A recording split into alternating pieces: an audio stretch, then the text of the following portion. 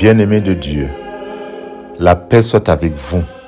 Nous célébrons aujourd'hui le 4e dimanche du temps de Pâques, année A. Ce dimanche est également dit celui du bon pasteur.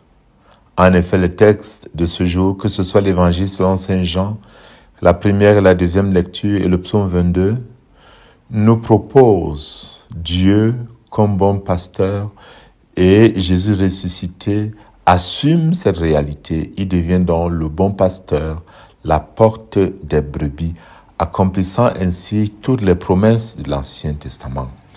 Mais notons une chose avant de continuer. Quand Jésus, dans l'évangile selon Saint Jean, commence un enseignement en disant « Amen, Amen », il s'agit d'un enseignement d'une importance capitale, un enseignement nouveau. Donc quand il veut parler du bon pasteur, il commence en disant « Amen, Amen ». Je vous le dis. Le pasteur, le berger des brebis, connaît ses brebis. Ses brebis écoutent sa voix. Il les appelle, chacune par son nom. Quand il a poussé dehors toutes les siennes, il marche à leur tête et les brebis le suivent car elles connaissent sa voix. Le bon pasteur est celui qui conduit vers le bon pâturage, mais il est également celui qui rassemble les brebis, il les guide, il les protège. Dans son discours le jour de la Pentecôte, Saint Pierre présente Jésus ressuscité comme celui qui est devenu par sa résurrection le bon pasteur. Que toute la maison d'Israël le sache donc avec certitude. Dieu l'a fait Seigneur et Christ, ce Jésus que vous avez crucifié. Ainsi donc, le Christ ressuscité est celui qui assume en lui les paroles du prophète Isaïe au chapitre 40. Comme un berger, il fait paître son troupeau, son bras rassemble les agneaux, il les porte sur son cœur, il mène les brebis qui allaitent. Oui, les bras du Christ ouverts sur la croix rassemblent les hommes. Il meurt effectivement pour rassembler les fils de Dieu dispersés par le péché, et son cœur transpercé nous sert à Dieu étant le lieu d'où sortent toutes les grâces. Dieu, le bon pasteur, est celui qui rassemble, et en Jésus, il nous guide, il nous nourrit, il nous soigne, il nous protège, il nous défend.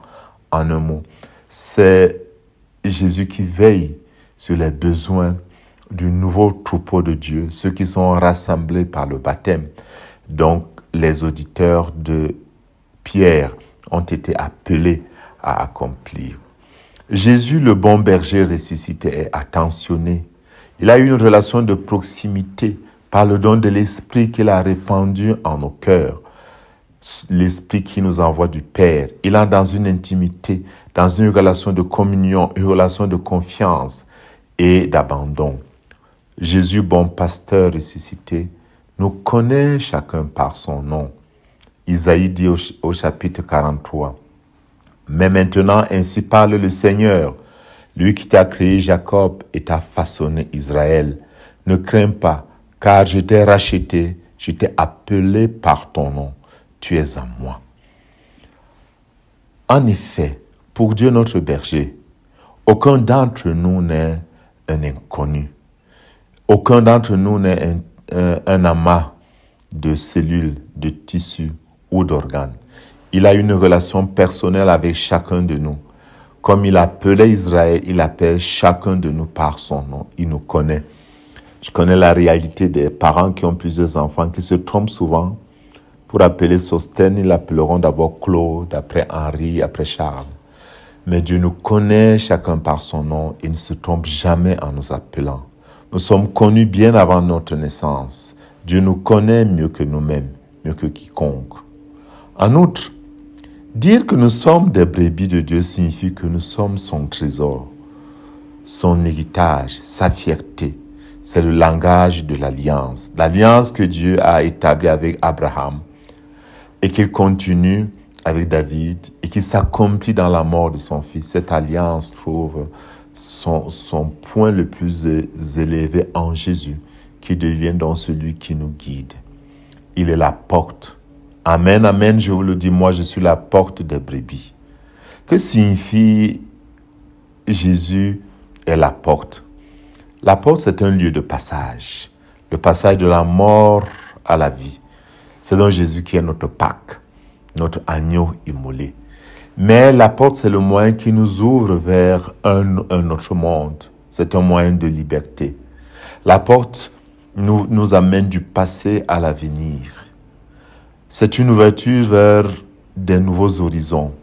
Saint Pierre écrit dans la deuxième lecture que par les blessures de Jésus, nous sommes guéris.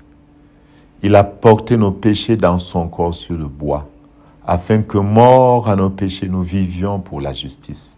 Oui, la porte qu'est Jésus est mort pour que nous vivions pour sa justice. Par ses blessures, nous sommes guéris.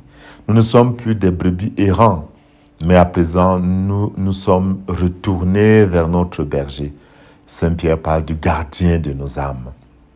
C'est la puissance du ressuscité qui donne accès à une nouvelle espérance. Il proclame qu'il n'y a pas de voie sans issue. C'est une relation de communion avec des relations de connaissance réciproques entre pasteurs et fidèles dont nous sommes appelés. N'est-ce pas aussi ça la vraie synodalité? Des relations de connaissance mutuelle, de communion et de partage dans chaque presbytérion, dans chaque diocèse, dans nos paroisses. Bien-aimés de Dieu, nous savons aussi que nos contemporains qui écoutent plus les témoins et non les maîtres ne suivront pas le Christ si nous n'avons pas le même comportement du bon pasteur, si nous ne faisons pas résonner la voix du Christ, si nous ne sommes pas de ces brebis, de ces pasteurs qui connaissent leurs brebis et se laissent connaître par leur pasteur. Nous sommes invités à mettre notre confiance dans la tendresse du Dieu pasteur, mais plus largement en un moment où tant d'hommes traversent des jours de nuages et de sombres nuées, où même notre pays traverse un moment très délicat avec des assassinats partout, avec la corruption, avec des divisions, avec le chômage. Nous sommes invités à contempler l'image du bon pasteur pour que chaque pasteur et chaque chrétien puisse être un moyen qui rend son frère heureux, qui conduit son frère vers le bon pâturage. Comportons-nous en des imitateurs du Père et en continuateurs du Fils, habités par l'Esprit qui achève toute sanctification. Que Dieu Tout-Puissant vous bénisse au nom du Père et du Fils et du Saint-Esprit. Amen.